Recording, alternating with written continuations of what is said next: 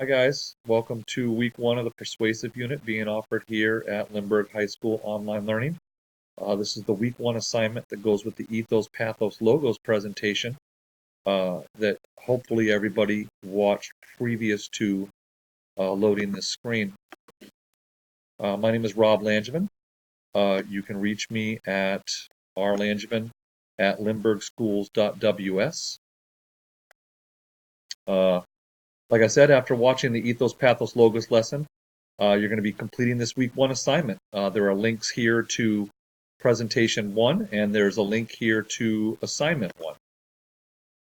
So basically this week you're going to be creating a Ethos Pathos Logos poster. Step one is to choose a topic. You have three choices: Ethos, Pathos, or Logos. As you can see here on the sample, the one that we're going to be showing, the student selected Ethos as their rhetorical approach to focus on. Step two, I'm going to ask you to define it. So this student picked ethos.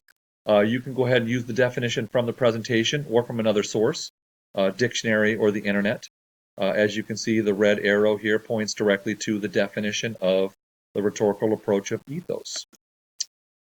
Step three, find an existing example of ethos, pathos, or logos, whichever one you pick, and place that image on your poster. As you can see, the one that we chose here was Beyonce selling a Pepsi product.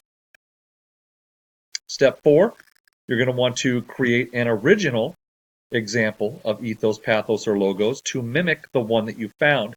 For example, here you can see that we use the Lindbergh High School Writing Center tutors to sell Elmer's glue. Step five, explain why your found image is ethos, pathos, logos, and explain why your created image is ethos, pathos, or logos. So using the definition, explain why Beyonce selling Pepsi is ethos, and why the Lindbergh High School Writing Center tutors selling Elmer's glue is ethos. Finally, you're going to want to save your document as a PDF and submit it to Canvas before Saturday at midnight. Thanks again. Any questions, you can reach me at rlangevin@lindberghschools.ws. Thank you.